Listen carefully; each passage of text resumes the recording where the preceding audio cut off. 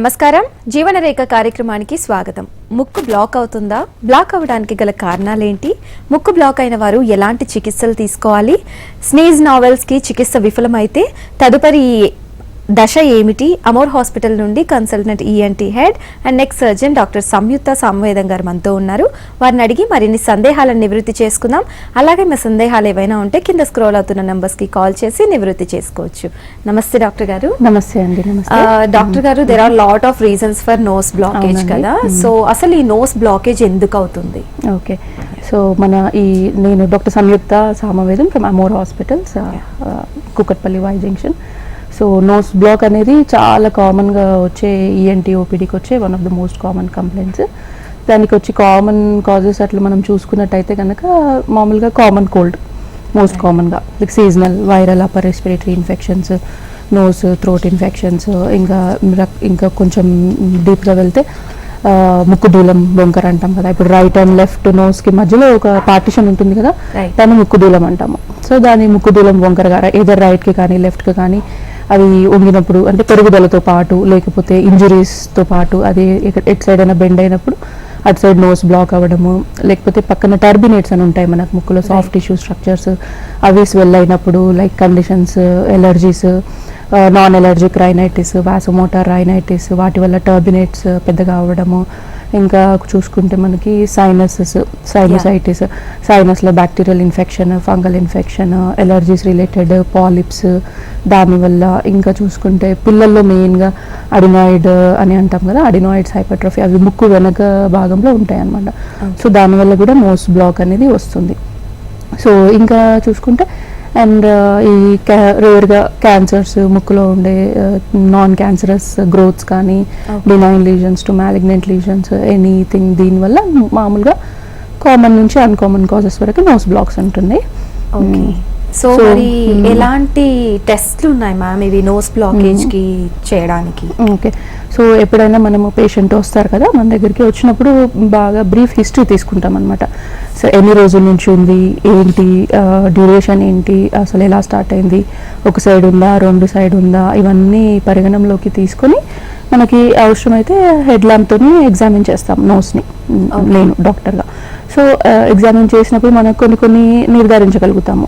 Okay, ఇంకా ఫర్దర్గా ఇప్పుడు డ్యూరేషన్ చాలా వీక్స్ నుంచి ఉంది అన్నప్పుడు కొన్నిసార్లు ఇదర్ సైనస్ స్కాన్ కానీ, లేకపోతే ముక్కులో ఎండోస్కోపీ ద్వారా, ఎండోస్కోపీ అంటే మనకి కెమెరా ముక్కులోకి వెళ్తుంది, మనకి మ్యాగ్నిఫైడ్ వ్యూ టీవీలో మానిటర్లో కనిపిస్తుంది. So endoscopy. అండ్ చిన్నపిల్లల్లో అయితే మోస్ట్లీ ఎక్స్రే సరిపోతుంది. అండ్ ఇంకా రేర్గా అప్పుడప్పుడు ఎంఆర్ఐ స్కాన్ అలాంటి వాటి కొన్ని కండిషన్స్కి తీసుకోవాల్సి వస్తుంది. రైట్ మ్యామ్, కాలర్ ఉన్నారు బ్రహ్మం గారు మాచర్ల నుండి. బ్రహ్మం గారు, మీ సమస్య ఏంటో డాక్టర్ గారితో చెప్పండి. సరే మేడం. యా, నమస్తే బ్రహ్మం గారు, చెప్పండి. బ్రహ్మం గారు, టీవీ చూస్తూ మాట్లాడకండి. మీ సమస్య ఏంటో చెప్పండి. మేడం గారు, మేము ఒక 7 సంవత్సరాల క్రితం గవర్నమెంట్ హాస్పిటల్లో సైనస్ ప్రాబ్లం ఆపరేషన్ చేసుకున్నాం. Sinus problem madam. పర్లేదు చెప్పండి, వింటున్నాను, చెప్పండి.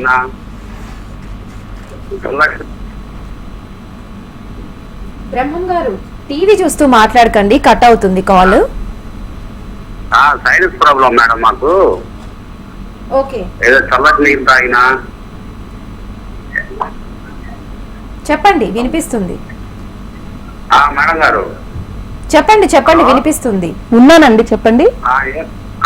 మేడం గారు, ఇప్పుడు చల్లటి నీళ్ళు తాగినా. మీరు చెప్తూ ఉండండి. చల్లటి నీళ్ళు చెప్తున్నా తాగినా, ఈ దుమ్ములు పడినా కూడా ముక్కు పట్టేసినట్టు జలుబు ఎక్కువ అవుతుంది మేడం. ఇన్ఫెక్ట్ దానికి ఏమైనా టాబ్లెట్లు వాడతా? వాడొచ్చండి. హలో, రైట్ కాల్ కట్ అయినట్లు.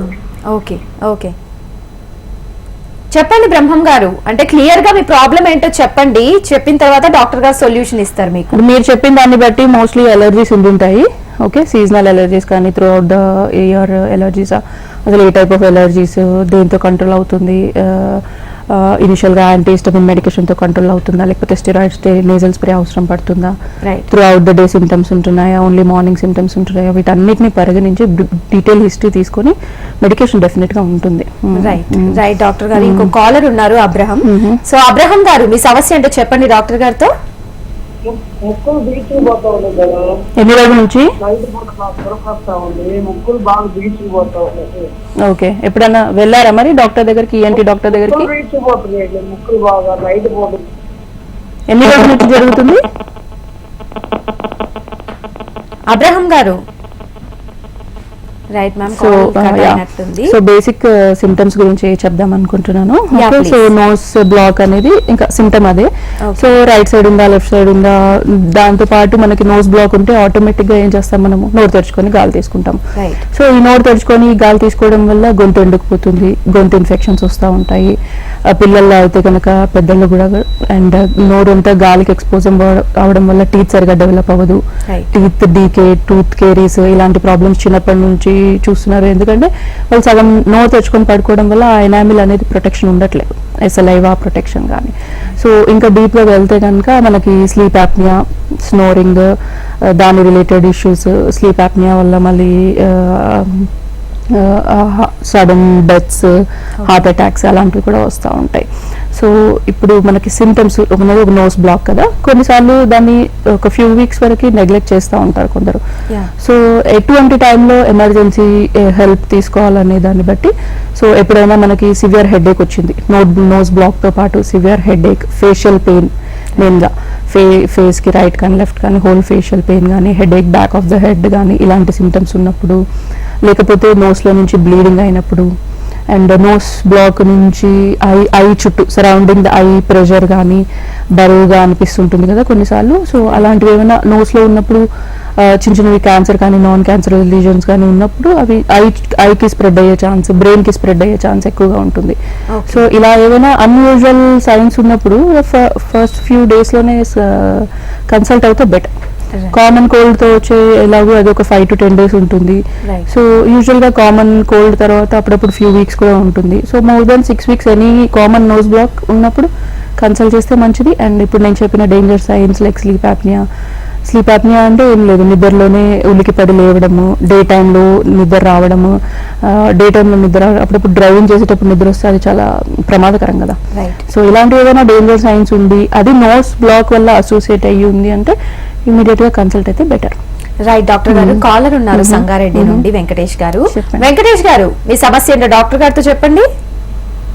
నమస్కారం మేడం. నమస్తే అండి మేడం, నాకు కొద్దిగా ముక్కు అంటే సైనస్ ప్రాబ్లం అనుకుంటున్నాను మేడం. అది ఓకే, అంటే ముక్కు బీగిపోవడం, చాలా తుమ్ములు రావడం, ఓకే, చల్లని పానీయాలు ఏమైనా తాగినా రావడం, అవును, ముక్కు వేయడం, అవును, ఇది జరుగుతుంది మేడం. సో మీరు చెప్పిన దాన్ని బట్టి మోస్ట్లీ అలర్జీసే ఉంటాయి. ఓకే, సో దాన్ని అంటే డీటెయిల్గా పరీక్షించాల్సి ఉంటుంది. లైక్ ఎప్పుడు వస్తుంది, ఏంటి, ఇందాక చెప్పినట్టు సీజనలా, నాన్ సీజనలా, లేకపోతే ఎలా త్రూ అవుట్ ద ఇయరా. సో మళ్ళీ అదే ప్రాబ్లం గురించి డిస్కస్ చేస్తుంటే అవుతుంది. రైట్ డాక్టర్ గారు, సో బేసిక్ గా చాలా మందికి కామన్ గా కోల్డ్ చూస్తుంటాం కదా, అంటే టాబ్లెట్స్ తోనే వాళ్ళు నయం చేసుకోవాలని లైక్ డాక్టర్ ని కన్సల్ట్ అవ్వరు. సో మరి ఇది ఒకవేళ డేంజర్ సిచ్యువేషన్ కి వస్తే అంటే ఎలాంటి సింటమ్స్ మనం చూడొచ్చు ఆ పేషెంట్ లో? సో ఇప్పుడు కామన్ కోల్డ్ అనేది 1 to 2 weeks ఉంటుంది. సో దాని తర్వాత కూడా నోస్ బ్లాక్ అనేది కంటిన్యూ అవుతుంది. ముక్కు నుంచి వాసన వచ్చే చీమిడి కానీ, డిశ్చార్జ్ కానీ, పస్ లాంటిది కానీ, ఏదైనా ఫౌల్ స్మెల్లింగ్ డిశ్చార్జ్ నోస్ నుంచి గొంతుకు వస్తుంది. ఇప్పుడు ఇలా అనుకుంటే మనం పోస్ట్ నేసల్ డ్రిప్ అంటాం కదా. సో అలాంటి ఏమైనా వాసన వచ్చే డిశ్చార్జ్, హెడేక్ అలాంటివి ఏమైనా వస్తే కొంచెం కన్సల్ట్ అవుతే బెటర్. రైట్ డాక్టర్ గారు, సో మరి ఎలా ట్రీట్ చేస్తారు వీటిని, నోస్ బ్లాకేజ్ కి సంబంధించిన ట్రీట్మెంట్స్ మీరు? సో ఇప్పుడు వస్తారు కదా, మన హిస్టరీ ద్వారా కానీ స్కాన్, ఎండోస్కోపీ ద్వారా కానీ అసలు ప్రాబ్లం ఏంటనేది డయాగ్నోస్ చేస్తాం. సో ప్రాబ్లం ఏంటి అనేది డయాగ్నోస్ చేసినప్పుడు మనకు ట్రీట్మెంట్ ఈజీ అవుతుంది. సో సింపుల్ అలర్జీస్ అనుకోండి, మన దగ్గర పర్టికులర్ ఎలర్జీ రిలేటెడ్ మెడికేషన్ కానీ, యాంటీహిస్టమిన్స్ కానీ, స్టెరాయిడ్ నేజల్ స్ప్రేస్ కానీ, ఎలర్జీ ఇమ్యూనోథెరపీ కానీ, wide range of allergy treatments available ఉంటాయి. సో ఇప్పుడు ముక్కు దూలం వంకర అనుకోండి. సో ముక్కు దూలం వంకర అనేది అది మందులతో పోదు. సో సో అది దానికి సర్జరీ అనేది కంపల్సరీ అవసరం పడుతుంది అండ్ మంచి రిజల్ట్స్ వస్తున్నాయి. నోస్ బ్లాక్ అయితే రిలీవ్ అవుతుంది. ఓకే, సో చాలా మందికి అపోహ ఉంటుంది చేసుకున్న తర్వాత మళ్ళీ వస్తుందా లేదా అనేది. ముక్కు దూలం వంకర వల్ల చేసే సర్జరీ అయితే మళ్ళీ రాదు. ఓకే, సో ఇప్పుడు సైనస్ సర్జరీ ఉంటుంది. సైనస్లో పాలిప్స్ కానీ సైనసైటిస్ కానీ సైనస్లో గ్రోత్స్ కానీ అలాంటివి ఉన్నప్పుడు సైనస్ సర్జరీ ఉంటుంది. సైనస్లో కూడా రకరకాల సర్జరీస్ ఉంటాయి మన దగ్గర. బలూన్ సైనోప్లాస్టీ అని, నావిగేషన్ సైనస్ సర్జరీ అని. So the safest methods follow అవ్వకుంటూ all kinds of sinus surgeries ఉంటాయి. అండ్ ఒకవేళ సైనస్ సర్జరీ ఎలర్జీ రిలేటెడ్ అనుకోండి, ఎలర్జీ వల్ల తర్వాత సైనసైటిస్ అయ్యి పాలిప్స్ అయ్యి సైనస్ సర్జరీ చేసుకున్న తర్వాత ఎలర్జీ ట్రీట్మెంట్ అనేది కంపల్సరీ తీసుకోవాలి. చాలా మందికి ఉంటుంది చేసుకున్న తర్వాత మళ్ళీ వచ్చింది ఎందుకు అంటే దాని ప్రైమరీ కాజ్ ఎలర్జీస్, అది ట్రీట్ చేయకపోతే అది వస్తుంది. సో సర్జరీ తర్వాత చెప్పిన ప్రికాషన్స్ అన్ని ఫాలో అవుతే రాదు, అది మళ్ళీ రాదు. రైట్ మ్యామ్, కాలర్ ఉన్నారు సత్యనారాయణ గారు. సత్యనారాయణ గారు మీ సమస్య ఏంటో చెప్పండి డాక్టర్ గారితో. మా మనవడికి తుమ్ములు వస్తున్నాయి మా 10-15 రోజులకి. మా మనవడి గారికి 10 ఏళ్ళు ఉంటాయి. చెప్పండి, వింటున్నాం. అదే తుమ్ములు వస్తున్నాయి తప్ప ఇంకేం ప్రాబ్లం లేదు. కన్నుల కింద కొంచెం లైట్ గా బ్లాక్ వస్తుంది అక్క అప్పుడప్పుడు. అది ఎలర్జీస్ వల్ల అండి. చెప్పండి. అది ఎలర్జీస్ వల్ల బేసికల్ గా. ఇప్పుడు మళ్ళీ చెప్పింది రిపీట్ చేయాల్సి వస్తుంది. సో వేరే ఇన్ఫర్మేషన్ మిస్ అవుతుంది కదా. Right ma'am. సో యాక్చువల్ గా మీరు అన్నట్లు అంటే ట్రీట్మెంట్స్ అంటే సర్జరీస్ వరకు వెళ్తారు అని అంటారు కదా. సో ఆ సర్జరీస్ నెసెసరీ అంటారా, లేకపోతే మెడికేషన్ వల్లనే తగ్గే అవకాశాలు కూడా ఏమైనా ఉన్నాయంటారా? సో ఇప్పుడు బేసిక్ గా ఎలర్జీస్ నుంచి వచ్చే నోస్ బ్లాక్ అయితే మెడికేషన్ ఉంటుంది. సో ఇప్పుడు ఎలర్జీస్ క్రానిక్ గా ఒక 10 to 15 years నెగ్లెక్ట్ చేసినప్పుడు అవి పాలిప్స్ అవుతాయి. సో ఆ పాలిప్స్ ని కూడా మనం కొన్ని రోజులు మెడికేషన్ ట్రీట్మెంట్ ఇచ్చి అవి రిగ్రెస్ అవుతున్నాయా లేదా చూసి అప్పుడు సర్జరీ డిసైడ్ చేస్తాం. ఇలా రాగానే అలా సర్జరీ అని ఏమి ఉండదు. అంటే ఎలాంటి సిచ్యువేషన్ లో మరి మీరు సర్జరీని ప్రిఫర్ చేస్తారు? ముక్కు దూలం వంకరగా ఉందనుకోండి, దానికి straight forward surgery, simple treatment, simple solution. Okay, so ఇప్పుడు టర్బినెట్స్ వెళ్ళయ్యాయి. ఓకే, సో అది ఇంకా ఎంత మెడికేషన్ వాడినా స్టెరాయిడ్ స్ప్రే వాడినా అది తగ్గట్లేదు. సో దాన్ని రెడ్యూస్ చేయడానికి చేస్తాము. చిన్నపిల్లలు చూసుకుంటే కనుక grade 3, grade 4 అడినాయిడ్స్ ఒక 6 weeks మెడికేషన్ ట్రయల్ తర్వాత తగ్గకపోతే దానికి కూడా సర్జరీకి వెళ్తాము. సో వీటన్నిటికీ సర్జరీస్ ఉంటాయి అవి. అండ్ షార్ట్ గా దానివల్ల నోస్ బ్లాక్ అనేది రిలీవ్ అవుతుంది. సో బేసిక్ గా చాలా మంది నాజల్ డ్రాప్స్ యూస్ చేస్తుంటారు కదా మ్యామ్. సో ఆ నాజల్ డ్రాప్స్ యూస్ చేయడం వల్ల ఏవైనా ప్రాబ్లమ్స్ వస్తాయా ఫ్యూచర్ లో? నేజల్ డ్రాప్స్ అంటే మనకి ఇమ్మీడియట్ గా రిలీఫ్ ఇచ్చేవి ఆట్రివిన్, నేజివియన్ ఇలాంటివి మార్కెట్ లో చాలా ఉంటాయి. సో వాటి వల్ల ఏమవుతుందంటే దాని మెకానిజం ఏంటంటే బ్లడ్ సప్లైని ష్రింక్ చేస్తుంది. బ్లడ్ సప్లైని ఒక పర్టికులర్ ఆర్గాన్ కి ముక్కులో వేసుకుంటే ముక్కులో ష్రింక్ చేస్తుంది.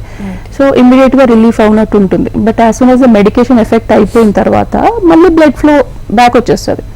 సో అట్లా over a period of time అట్లా కొన్ని రోజుల తర్వాత అవి పని చేసినట్టు అనిపించదు, ఎక్కువ సార్లు వేసుకోవాల్సి రావడం వస్తుంది. సో దీన్ని రీబౌండ్ కంజెషన్ అంటాం అనమాట. సో ఎప్పుడైనా ఈ నోజల్ డ్రాప్స్ 3 to 5 days కంటే వాడకపోతేనే మంచిది. సైడ్ ఎఫెక్ట్స్ ఏమైనా వచ్చే అవకాశాలు? ముక్కు ఎండుకుపోతుంది, డ్రై అయిపోతుంది, బికాస్ మాటిమాటికి దాన్ని బ్లడ్ సప్లై ఆపేస్తున్నాము. సో దానివల్ల డ్రైనెస్ వల్ల బ్లీడింగ్, ముక్కు దూలం అన్నాం కదా ఇందాక రైట్ లెఫ్ట్, దాని మధ్యలో అటు నుంచి ఇటు కనెక్షన్స్ ఏర్పడడం, పర్ఫరేషన్ ఏర్పడడం, ఇలాంటి సైడ్ ఎఫెక్ట్స్ ఉంటాయి. అంటే బేసిక్ గా ఈ నాజల్ కంజెషన్ కి ఎలాంటి ట్రీట్మెంట్స్ యూజ్ అవుతాయి మ్యామ్? మామూలుగా మనం ఇంట్లో చూసుకుంటే కనుక స్టీమ్ ఇన్హలేషన్ తీసుకోవచ్చు.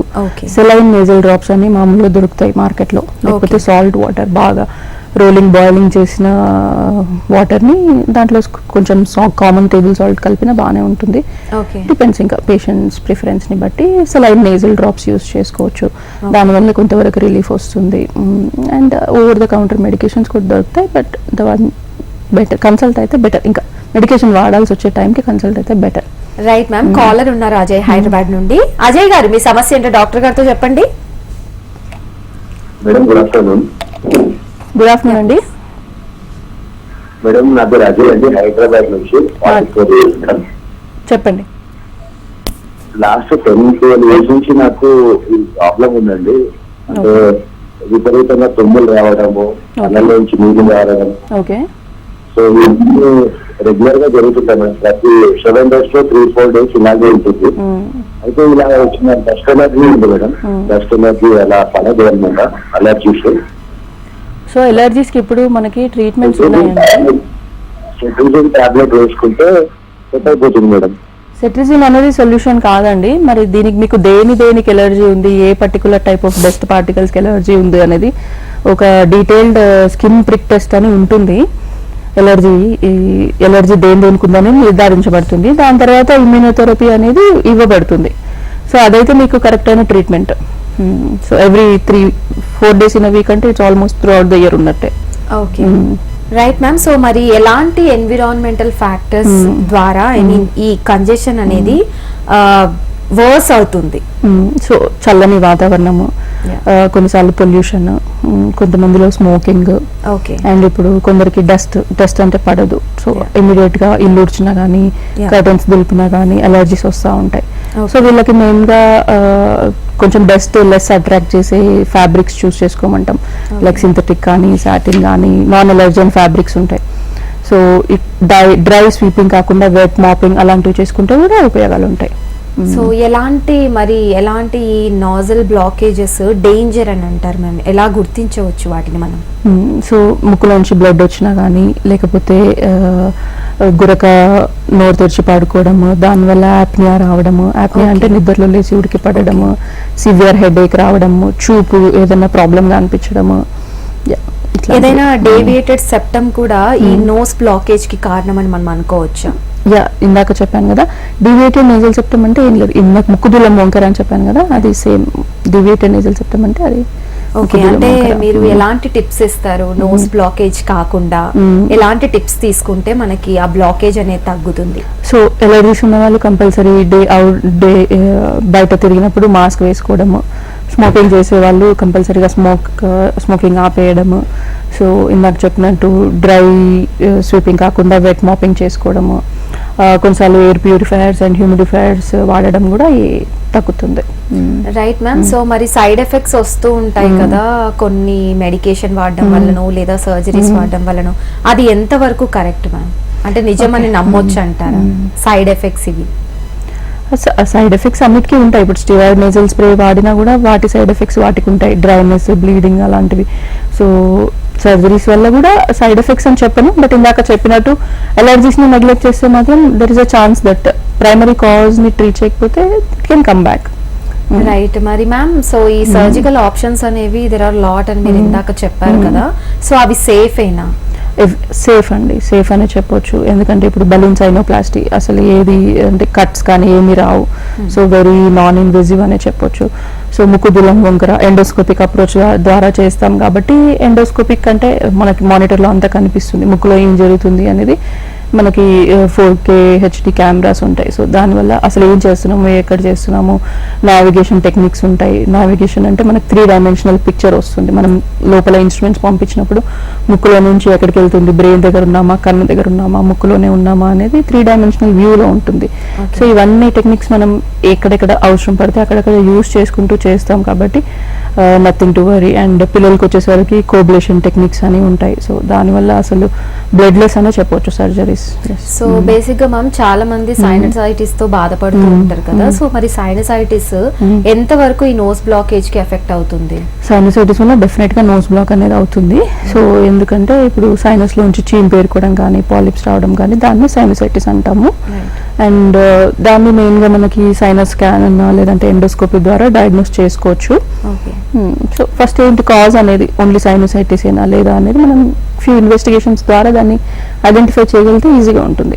చాలా మంది ఎలర్జీస్ దాన్ని కూడా సైనసైటిస్ అని అనుకుంటుంటారు. సో సింపుల్ ఎలర్జీస్ ని కంట్రోల్ చేసుకుంటే మొత్తం కంట్రోల్ అవుతుంది. Right ma'am. సో నాగిరెడ్డి గారు కాకినాడ నుంచి లైన్ లో ఉన్నారు. నాగిరెడ్డి గారు, మీ సమస్య ఏంటో చెప్పండి డాక్టర్ గారితో. నమస్తే అండి. ఒక 2 years బ్యాక్ నేను బైక్ స్కిడ్ అయ్యి కింద పడ్డానండి. ఓకే అండి. కింద పడ్డప్పుడు కొద్దిగా విండ్స్ 2-3 దినాల తర్వాత కొద్దిగా మేజర్ గా దెబ్బ తగిలిందండి. హాస్పిటల్లో ట్రీట్మెంట్ అంతా 2 months అయితే నాకు ఇంటికి వచ్చి పంపించేశారు. ఓకే. నాకు అప్పటి నుంచి ఇంటికి వచ్చిన తర్వాత నాకు ఎడం చెవి సౌండ్ వస్తా ఉంటుందండి, సౌండ్ ఏందని నేను అప్పట్లో మళ్ళీ 4 months బ్యాక్ అది ఈఎక్ఐ హాస్పిటల్ కలిసానండి. వాళ్ళు స్కానింగ్ అయ్యి చేసి చూశారు. అప్పుడు ఏదో పడ్డప్పుడు కొద్దిగా లోపల నరం ఏదో బాబు దానికి ఏమి ఉండదు, ఆపరేషన్ అలాంటిది ఏమి ఉండదు. అయితే మరి ఎట్లా సార్ ఈ సౌండ్ అనేది మరి ఎప్పుడు తగ్గిందేనంటే కొద్ది రోజులు కానీ అలాగే తగ్గిపోతామో మేము పట్టించుకోవాల్సిన అవసరం లేదు సార్. 2 times 3 times తిరిగాను హాస్పిటల్ చుట్టూ, ఫేమస్ హాస్పిటల్. మరి ఇప్పుడు కూడా మీతో మాట్లాడుతున్నాను కదా, నాకు లెఫ్ట్ ఇయర్ నుంచి ఎయిర్ వచ్చినట్టు చిన్న సౌండ్ వస్తానే ఉంటుందండి. దీనికంటూ ఇది లేదా ఇంకా ఇంతేనా? స్కాన్ అంటే సిటీ అండి, ఎంఆర్ఐ లేకపోతే స్కాన్? అది చెవిని ఒక పక్క పొందో పెట్టి తీసి మళ్ళీ ఎంత వినపడుతుంది చెవి అన్ని చూసి దీనికి ఏం చేసేది ఏం లేదు బాబు, దీనికి తగ్గిపోతుంది కొన్ని రోజులకి అదే పోతాను అని చెప్పారండి కొద్ది మందులు ఇచ్చి. హాస్పిటల్ మళ్ళీ పెద్ద హాస్పిటలే. సో ఇప్పుడు మీకు వచ్చే సౌండ్ ని టిన్నిటస్ అంటారండి. సో అప్పుడు దానికోసం మేము ఎంఆర్ఐ స్కాన్ తీసుకొని చూస్తాము. బ్రెయిన్ నుంచి కనెక్షన్ చెవుకి నర్వ్స్ ఉంటాయి కదా, దానివల్ల ఎప్పుడైనా అవి ఇరిటేట్ అయినప్పుడు సౌండ్స్ వస్తాయి. సో ఎంఆర్ఐ తీసుకొని చూసినప్పుడు అలాంటిది ఏమి లేకపోతే నిశ్చింతగానే ఉండొచ్చు. అయినా కూడా మనకి మెంటల్గా సౌండ్స్ అనేది కొంచెం ఇబ్బందికరంగా ఉంటే వాటికి తగ్గట్టు మాస్కింగ్ మెషిన్స్ అయితే ఉన్నాయి. సో మీరు దానివల్ల ఏం బాధపడక్కర్లేదు, దానికి ట్రీట్మెంట్ అయితే ఉంది. సో అది కంప్లీట్గా పోతుందని చెప్పలేను, బట్ దానివల్ల మీకు మెంటల్ స్ట్రెస్ అయితే రాకుండా చేయగలిగేవి అయితే ఉన్నాయి. రైట్. సో రైట్ డాక్టర్ గారు, సో బేసిక్ గా ఒకవేళ ఇనిషియల్ స్టెప్ ఫెయిల్ అయితే సో ఫర్దర్ ఆప్షన్స్ ఏంటి దీనికి? సో ఇనిషియల్ స్టెప్స్ అంటే లైక్ హోమ్ రెమెడీస్ మీరు అంటే ఇనిషియల్ స్టెప్స్ ఒక 4 to 6 weeks వరకు ట్రై చేయవచ్చు. సో మోర్ దెన్ 6 weeks ఉన్నప్పుడు, 6 to 12 weeks ఉన్నప్పుడు అది క్రానిక్ నోస్ బ్లాక్ అని అంటాము. సో అప్పుడు డాక్టర్ని కన్సల్ట్ అయితే ఇందాక చెప్పిన విధంగా మనం హిస్టరీ, ఎవాల్యుయేషన్, స్కాన్, ఎండోస్కోపీ ద్వారా కాజ్ ఐడెంటిఫై చేసి తర్వాత దాన్ని చూసుకోవచ్చు. రైట్ డాక్టర్ గారు, సో చాలా మందికి అలర్జీస్ ఉంటాయి. సో అలర్జీస్ ద్వారా కూడా కొంచెం నోస్ బ్లాకేజ్ ఇలాంటివి వస్తుంటాయి. అండ్ ఆల్సో సైనసైటిస్ కూడా ఒక కైండ్ ఆఫ్ నోస్ బ్లాకేజ్ కి కారణం అని మనం మాట్లాడుకున్నాం. సో వీటితో కంపేర్ చేస్తే అంటే వీటిని చూస్తే వీటికి ఎంత వరకు మెడికేషన్ అవసరం అంటారు, లేదా ఇలా ఎక్కువ అంటే కంటిన్యూగా ఒకవేళ దీంతో బాధపడుతూ ఉంటే సర్జరీ వరకు మనకు అవసరం అంటారా? ఎస్, డెఫినెట్గా మంచి క్వశ్చన్ అడిగారు. సో ఏదైనా కూడా మనం ఇనిషియల్గా నెగ్లెక్ట్ చేస్తేనే అది క్రానిక్ అవుతుంది. సో ఇప్పుడు ముక్కు తులం వంకర ఉందనుకోండి, దాన్ని ఏం చేయలేము, దాన్ని ప్రివెంట్ చేయలేము, దాని గురించి ఏమి హోమ్ రెమెడీస్ ఉండవు. ఓకే. సో సైనస్ ఎలర్జీస్ అనుకోండి, నేను ఇందాక చెప్పినట్టు డ్రై స్వీపింగ్, బయటకు వెళ్ళినప్పుడు మాస్క్ వేసుకోవడము, డ్రై స్వీపింగ్ కాకుండా వెట్ మాపింగ్ చేయడం, ఇలాంటి ప్రికాషన్స్ అన్ని తీసుకున్నా కూడా సిమ్టమ్స్ వస్తున్నాయి అంటే మెడికేషన్ వాడుకుంటే బెటర్. అండ్ డిపెండ్స్, మెడికేషన్ అనేది ఇప్పుడు throughout the year symptoms ఉండి throughout the year medication వాడుకునే వాళ్ళు కూడా ఉంటారు. సో ఇందాక నేను చెప్పినట్టు ఎలర్జిక్ స్కిన్ టెస్ట్ ఉంటాయి కదా, ఎలర్జీ స్కిన్ టెస్ట్ ద్వారా దేనికి ఎలర్జీ ఉందనేది పర్టికులర్గా ఐడెంటిఫై చేసి దానికి మళ్ళీ ఇమ్యూనోథెరపీ ఉంటుంది. సో డెఫినెట్గా మనం ఎలర్జీస్ కంట్రోల్లో పెట్టుకుంటే ఫ్యూచర్లో సైనసైటిస్ అనేది అవాయిడ్ చేయొచ్చు, సైనస్ సర్జరీస్ కూడా అవాయిడ్ చేయొచ్చు. సో అంటే అమోర్ హాస్పిటల్లో సక్సెస్ రేట్ ఎలా ఉంది మ్యామ్ దీనికి? డెఫినెట్గా మంచిగానే ఉందండి. ఇప్పుడు నేను చెప్పినవన్నీ కూడా దృష్టిలో పెట్టుకోవాలి. సో ప్రైమరీ కాజ్ని బట్టి ట్రీట్ చేస్తాం కాబట్టి డెఫినెట్గా రిజల్ట్ అయితే ఉంటుంది. అండ్ సైనస్ సర్జరీ పెయిన్ఫుల్ అని కొందరికి ఉంటుంది. సో అసలు పెయిన్ ఏం రాదు, మత్తుతోనే చేస్తాము, పరికరాలు మంచివి వాడతాము. సో దానివల్ల నోస్ బ్లాక్ అయితే రిలీవ్ అవుతుంది. అండ్ అండర్లైయింగ్ ఎలర్జీస్కి ట్రీట్మెంట్ అయితే కాంప్రహెన్సివ్ ఈఎన్టీ సర్జరీస్ కానీ మెడికల్గా కానీ ఆల్ కాంప్రహెన్సివ్ ఈఎన్టీ సర్వీసెస్ అయితే అవైలబుల్ ఉన్నాయి. సో అంటే లైక్ మీ దగ్గరికి చాలా మంది పేషెంట్స్ వస్తూ ఉంటారు కదా మ్యామ్. సో మీరు ఏదన్నా లైక్ ఒక ఇలాంటి నోస్ బ్లాకేజ్ తో బాధపడే పేషెంట్స్ కి ఏదైనా సమ్ డేంజర్ సిమ్టమ్స్ ఇలా ఏమైనా మీరు చూసారా మీ ప్రాక్టీస్ లో? డెఫినెట్గా చూస్తూ ఉంటాము. Like sleep apnea, snoring, day time sleepiness, headache, obesity, ఇలాంటి వాటి పెద్దవాళ్ళకి కూడా sometimes adenoid hypertrophy, tonsillar hypertrophy, వీటన్నిటి వల్ల నోరు తెరిచి పడుకోవడము, వర్క్ మీద కాన్సన్ట్రేట్ చేయలేకపోవడము, స్లీప్ డిస్టర్బెన్సెస్ ఉండడము. సో ఇలాంటివన్నీ డేంజర్ సైన్స్ ఖచ్చితంగా డే టు డే చూస్తూనే ఉంటాము. అండ్ ఇంకా నోస్ బ్లీడింగ్ రావడము, లైక్ బినైన్ లీజన్స్ నుంచి మ్యాలిగ్నెంట్ క్యాన్సర్స్ వరకు అన్నీ చూస్తూ ఉంటాము. అండ్ వాటికి తగ్గట్టు as a set comprehensive ENT కాకుండా comprehensive head and neck onco surgeon కానీ న్యూరో సర్జన్ కానీ అందరూ అవైలబుల్ ఉన్నారు. ఓకే. సో రైట్ మ్యామ్, మరి అమోర్ హాస్పిటల్లో మీరు ఏమైనా అడ్వాన్స్డ్ టెక్నాలజీస్ యూజ్ చేస్తున్నారా? లైక్ డెఫినెట్ గా ఇందాక చెప్పినట్టు బలూన్ సైనోప్లాస్టీ ఒకటి, and very less complications. And almost non invasive అనే చెప్పొచ్చు. అండ్ ఇంకొకటి నావిగేషన్ టెక్నిక్స్ ఒకటి, ఇవి 2 అడ్వాన్స్డ్ అనమాట. సో మామూలుగా ఎండోస్కోపిక్, గోబులేషన్ ఇవి కూడా అడ్వాన్స్డ్ కిందకే వస్తాయి. బట్ ఇంకా అడ్వాన్స్డ్ అంటే balloon sinuplasty and navigation surgeries. So like I have a doubt ma'am. So కొంతమందికి లైక్ సైనస్ అని ఫీల్ అవుతూ ఉంటారు కదా, సో దాని సిమ్టమ్స్ ఎలా ఉంటాయి, వాటిని ఎలా కనిపెట్టొచ్చు? అంటే వచ్చిన ప్రతి అలర్జీ అది సైనస్ కిందికి రాదు కదా, సో ఎలా మరి కనిపెట్టొచ్చు? ముక్కు నుంచి కఫం కారడము, ముక్కు నుంచి గొంతుకి ఫౌల్ స్మెల్లింగ్ కఫం కారడము, facial pain, headache, early morning ఎక్కువ హెడ్ ఏక్ ఉండడము, and throughout the day కొంచెం హెడ్ ఏక్ తగ్గుతూ ఉండడము, so back of the headache రావడము, ఆన్ అండ్ ఆఫ్ ఫీవరిష్గా అనిపించడము, లైక్ వీక్నెస్ గా అనిపించడం, ఇవన్నీ కూడా sinus symptoms. Thank you so much ma'am for your useful information. Thank you అండి. ఇది ఇవాల్టి జీవన రేఖ. చూస్తూనే ఉండండి HM TV.